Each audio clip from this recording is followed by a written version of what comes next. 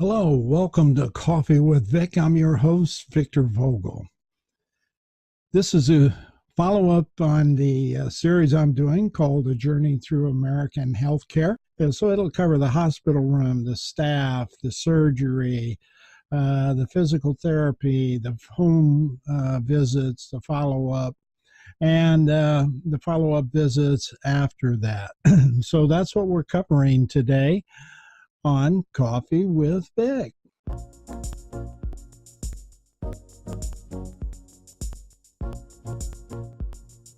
These are the two hospitals I stayed in. Now, I normally don't mention the names of the facilities, uh, simply for privacy, etc. But in this case, the experience was so positive. I felt like St. Joseph Mercy Health Systems deserved the attention that I'm about to give them. These are the two hospitals that I experienced. The St. Joseph Hospital in Brighton, Michigan, and the St. Joseph Hospital in Ann Arbor, Michigan. So let's just step back and take a brief look at the mission statement and the core values that people use to achieve that mission statement.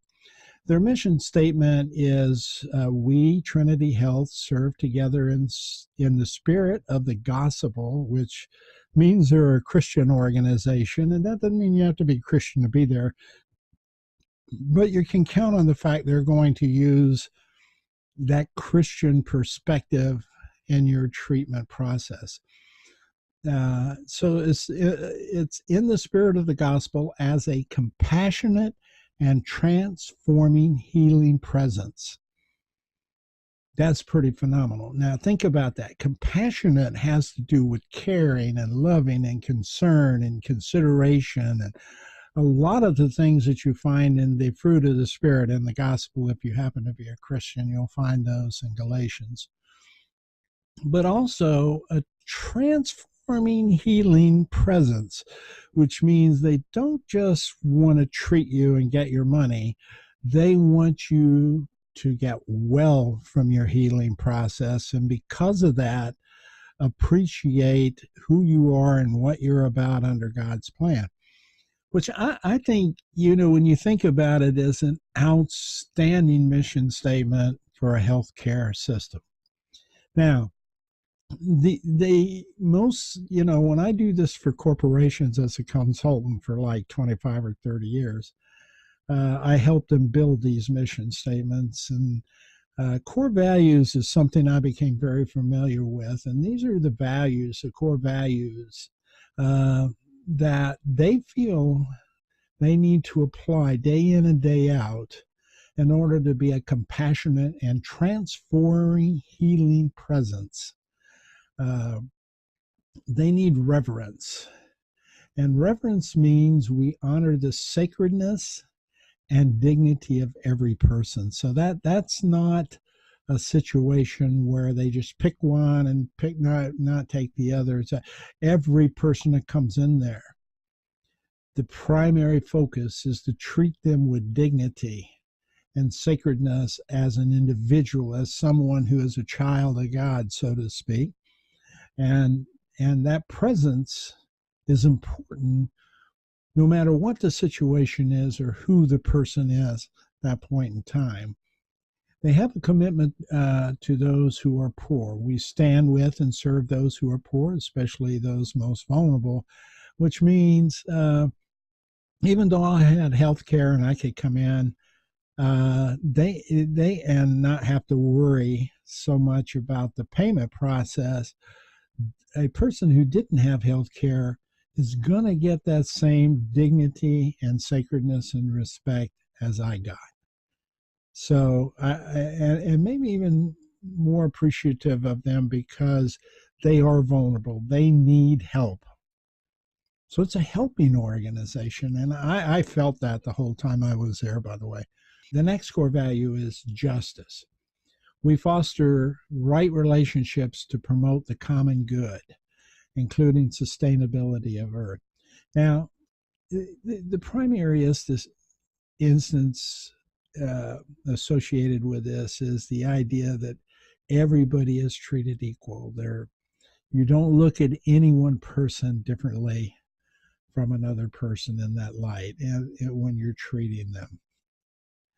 And stewardship means that they honor the heritage and hold themselves accountable for the human, financial, and natural resources entrusted to their care. Everything from employees to technology to equipment to everything that happens, they want that environment, that facility, that environment to represent a caring, open, trusting environment where you believe that the equipment is up to date, that it's taken care of properly, that the people are treated properly in that facility, and consequently, what you're going to receive as a patient is a reflection of that. So I think that, and then lastly, integrity, and that is that they're faithful to who they are and that they want to honor all of these core values and truly become a compassionate and transforming, healing organization for the community and all the people who are brought into their hospital systems.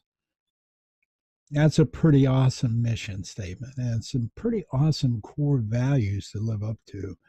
But I've got to tell you, honestly, having been a patient, first time in a hospital to stay like that and to have surgery and to go through all of those things that I've never been through in 72 years of my life, that could have been a frightening experience for me, but it wasn't.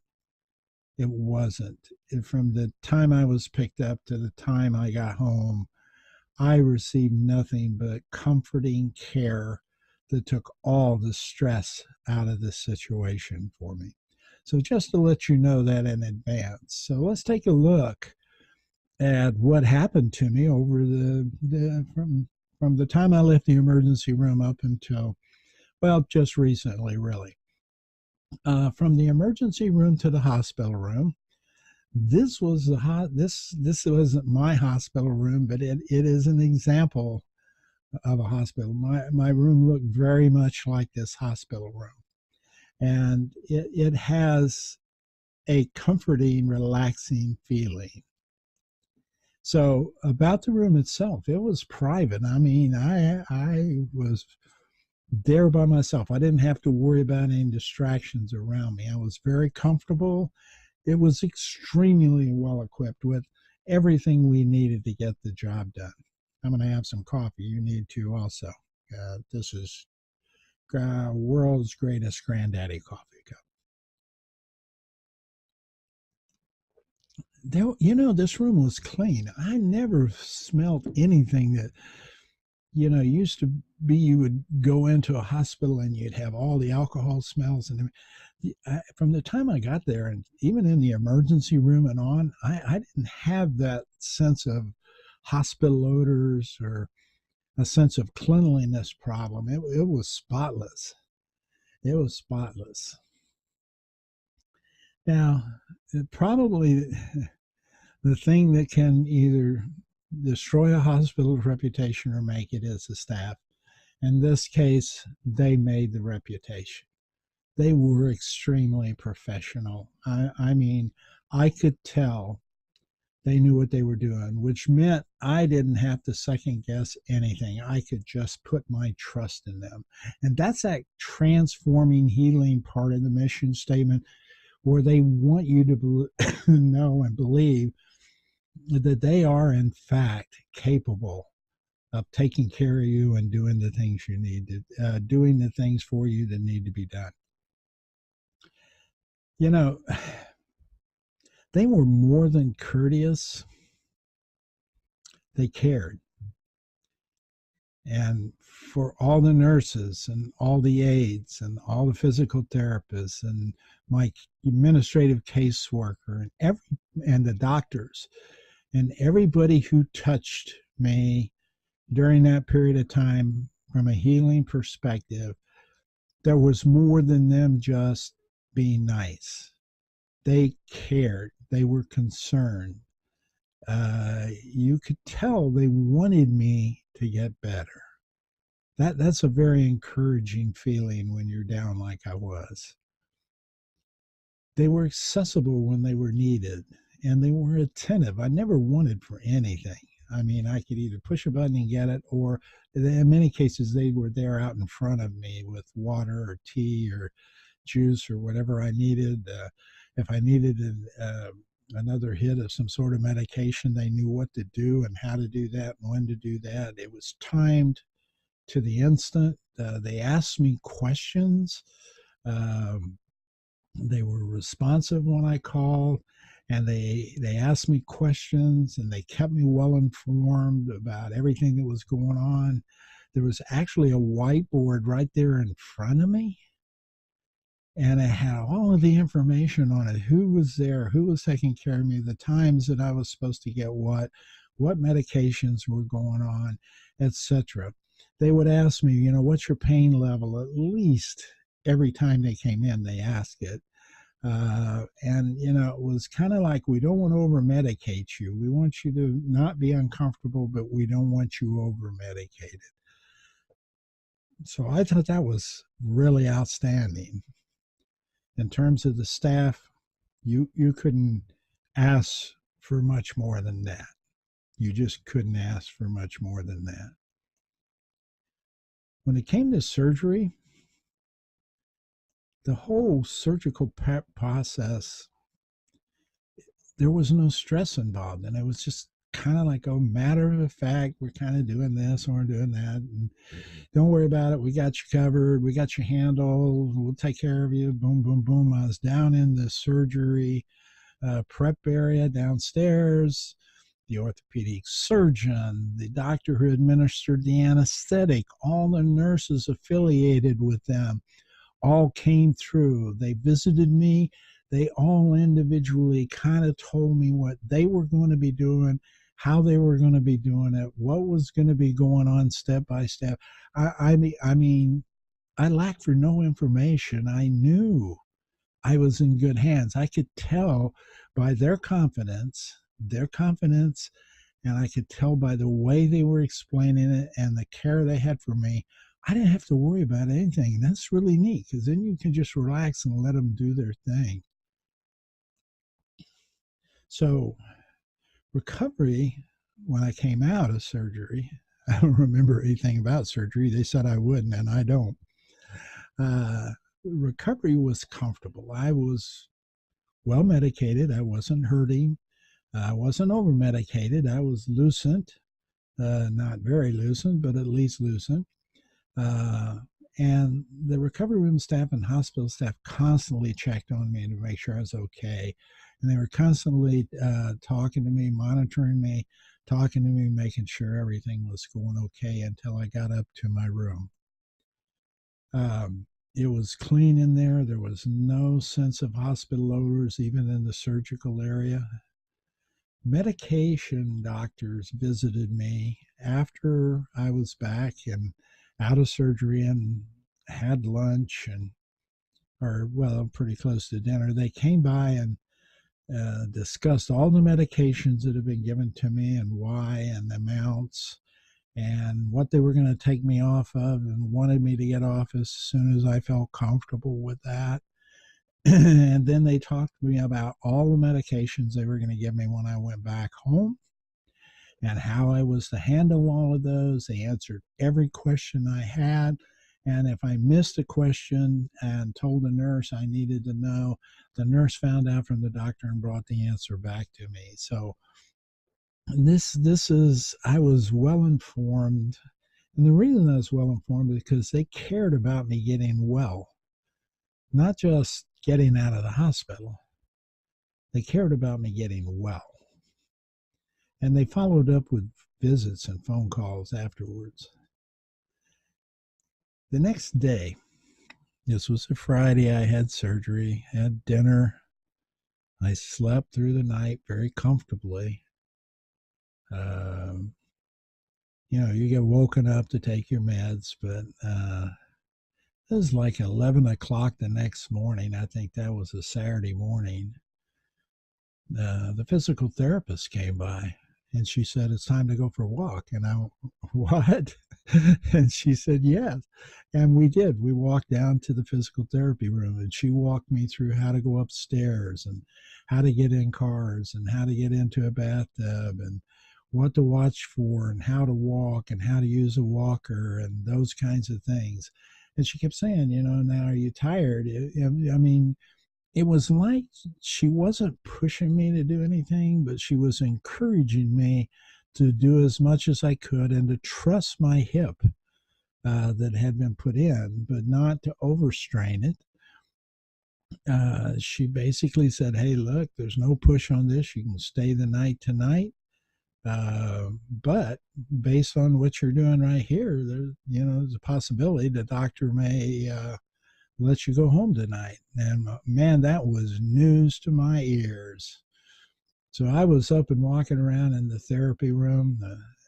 She was cognizant of my pain. And like I said, she didn't push me. And I actually went home that evening about 6 p.m.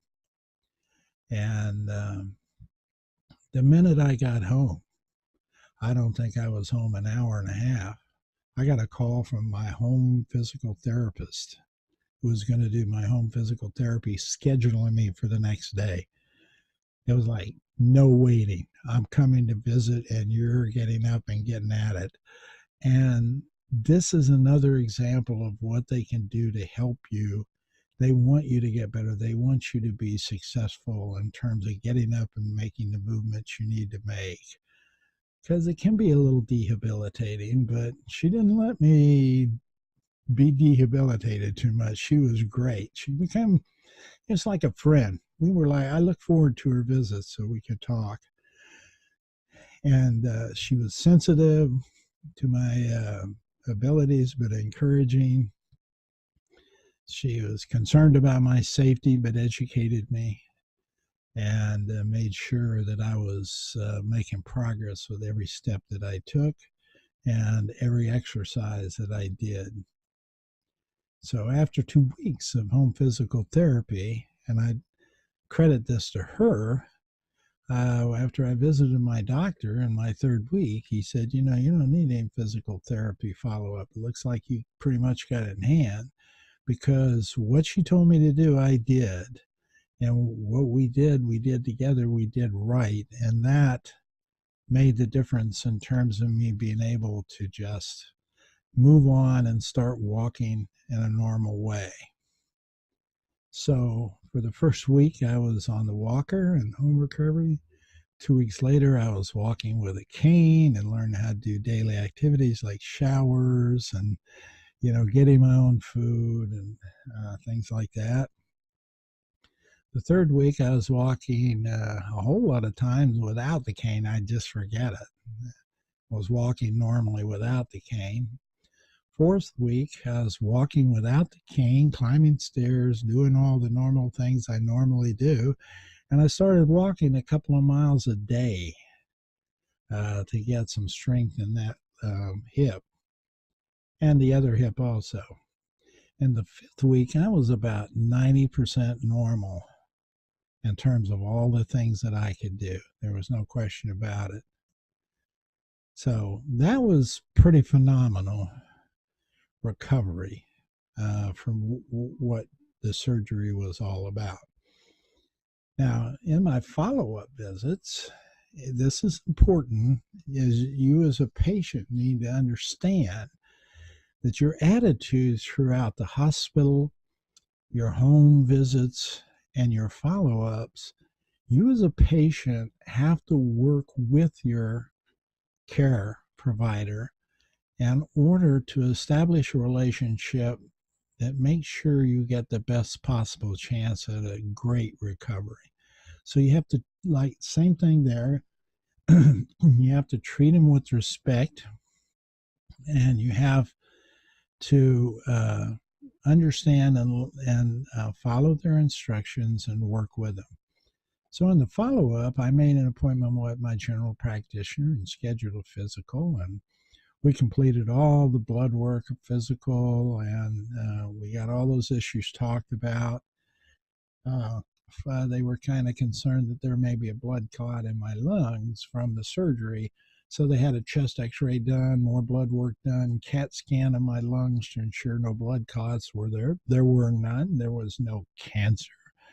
There is no pneumonia. There was nothing. It was really helpful to have that information in front of me. I had not had that kind of a physical and a look at my body in 50 years. So it's pretty phenomenal to get all of this done at one time. To have that kind of a pile of information available to you to let you know that what you can and cannot do to what level. Now I've completed a bone density test. We'll see the results of that. I'm hoping that there's not much outside of the norm in that, but that was a recommendation. And I completed a home colon rectal home test. We'll see what that result comes back. None of the blood work would indicate that there's anything wrong with those, but we'll see what the test says. But whatever they say, we'll end up doing something to correct it and make sure it's okay. That's the key thing about these tests. But it also lets me know I have a tremendous amount of information about my health at my fingertips. So I took all this and I reviewed it, most of it with my doctor and a lot of it. And having been a personal trainer for 10 years, I went ahead and started putting together what I thought would be needed for a fitness test, given my, my situation with my hip and everything. We're still recuperating. We're not ready to go out and do marathons. I don't like marathoning anyway, but wouldn't do it anyway. But my orthopedic surgeon sort of discouraged that a little bit. He said, don't go out and start training for marathons, but it's okay to jog a little or to bicycle in the gym or whatever. So I started the gym, going back to the gym, and I will start more regularly in the upcoming week. But I did get back and get a chance to get in a lot of leg work exercise. And I felt that, no question about it, but it was good to get back and be able to do that and not be worrying about it. A big percentage of what it takes for you to get back healthy after a hip replacement or a knee replacement or something is learning to trust your product. And I've learned to trust my hip. In fact, I'm not too sure it's better than the other hip I have right now. So anyway, part of that program was purchasing a Fitbit watch and getting a hold of some apps that all synced with each other that made tracking fitness really simple. And I like this so much that I did a video on this that you can find in this playlist, Coffee with Bake playlist on my YouTube channel, called Fitness Just Got Easier. And as a trainer, nearly everybody quit or bogged down in physical training when it came to tracking food, tracking calories, trying to understand where you were in relation to all that in your physical exercise, etc. That was the most cumbersome part of this process and was really a stop point for a lot of people I trained, because they just didn't want to do that. They just didn't want to put up with that hassle. So they started looking for the quick fixes, which never worked for any of them. But these apps, you can look at that video I did. I think it's about 7 or 8 minutes long. It's called Fitness Just Got Easier. You should look at that and you can get an idea of the apps. This is not a review of the apps or the watch. It's simply an explanation of some stuff I found that really works in terms of tracking and takes all the pain and agony out of that. So we created the fitness training program. So I know my cardio goals, I know my strength goals, I know my balance and training goals, And I'll just check in with my doctor periodically to see how that's affecting my blood work and the rest of my body. And we'll continue to do testing and training and testing and training until we get healthy as a horse. Well, maybe even healthier than a horse.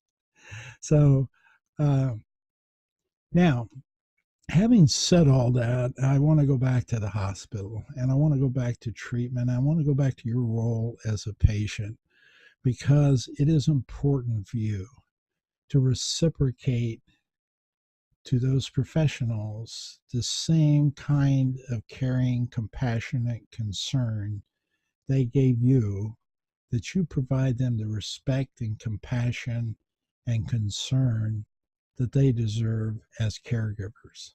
When you put those two things together, you have a bond that will help you get through just about anything easier and more comfortable. So here's a few words that I provided you during the presentation that re-emphasize that the St. Joseph Mercy Health System hospitals, Ann Arbor and Brighton, exhibited compassionate and transforming healing for me by being reverent, uh, committed, uh, focused on care and equality, and taking care of everything appropriately in the right way, and having integrity in trying to be a compassionate, transforming, healing presence. So here's a couple of words, privacy. My privacy was totally respected. I didn't have to worry about that at all. Comfort. I was comfortable. It was just really okay. Everything seemed to be okay. I didn't have to worry. That was a really cool part about this. Caring, they were there, they were available, they were friendly, they took the time. I can't say enough about all of those aspects of the caring relationship I had with my caregivers at these hospitals. Uh, During the hospital stay, after the hospital stay, and during my tests and everything else, I was informed. The one thing they do is they let you know what's going on. They give you information in a way that's not threatening or condescending. They put it in simple terms that you can understand to help you so that you are comfortable about what's going on and how it's going on. They have excellent technology. I mean, the state of the art equipment, the equipment is all good. Um, we didn't have any faux pas or breakdowns or anything from the time I hit the emergency room to the time I finished my last test at Brighton Hospital. And reduce stress. Oh my gosh, because of all these other things, I didn't have much stress. And they were attentive and responsive and there for me when I needed them. So you can see why, when you think about all those things I just described, and all these words were words I used to describe my experience, how they can become truly a compassionate and transforming healing service. It truly happens. So here's some comments I have about the healthcare system in general. The problem with the medical health care in America is not at the service level. Doctors, nurses, attendants, administrators, these people come in and do their job according to their mission statement every day at those two hospitals I was at.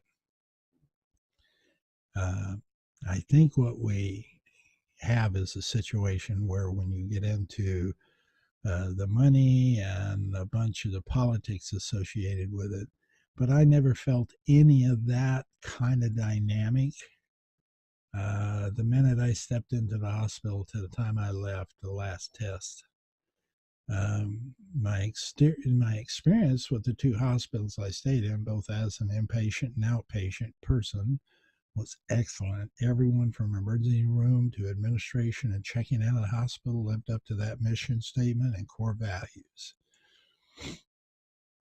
It was and is clear to me that the leadership and management of these two hospitals truly epitomize the core values that support the mission and care of the providers.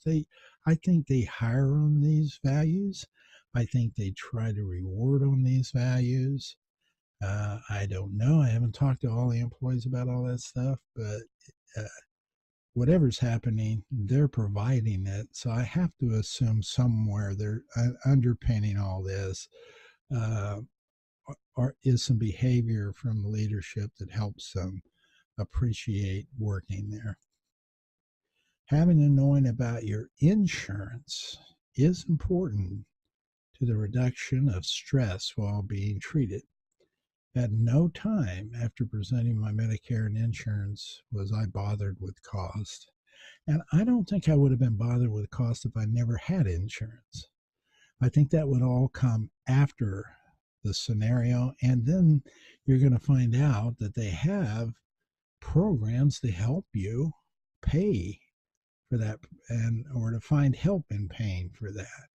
So again, that's that compassionate transforming process in their mission statement. At one point, I remember I indicated, I really couldn't afford that kind of expense for the month that I had to take this medicine.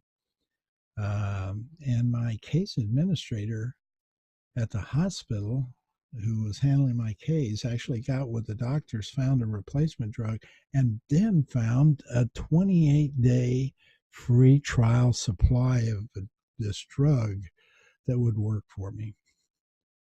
And it didn't cost me anything. That's pretty phenomenal. So as a consultant, I've often told leadership that treating your employees with respect and showing concern about their welfare will gain their motivation to exceed the expectations. This is true, whether you're ordering fast food from an employee or you're buying something from a retailer or ordering drinks from a bartender. Treat them all with respect and professionals, and they will deliver a better product to you. It's also true about the hospital staff. As a patient, you need to take accountability for building a respectful relationship that shows you respect their professionalism and appreciate their concern for you as a patient. It'll make life so much easier. That's my experience in the hospital all the way up to this point in time. We're going to cover insurance. I'll talk a little bit about that dynamic because that's an important part of our healthcare system. Probably the one that's most complicated and most conflicting at this point. But I'll give you my experience with my insurance in addition to the Medicare aspect of it for me. So thanks for watching Coffee with Vic. Thanks for watching this series. I'd like you to visit my YouTube channel. The link is down below, and I'll put it in the description also. When you go there, go ahead and subscribe, and that way you can look at all of the playlists that I have. I have like 3 different show formats I use, and so you can go to the various playlists and look at all the things that I'm doing. This one happens to be the more current event and just basic discussion show. If you do go there, make sure you click this bell there so that you can get notifications when I do a show like this. It'll let you know that it's popped up and you can go watch it if you'd like, if it interests you. All right. So, thanks for watching. This is Coffee with Vic. I'm your host, Vic Bogle.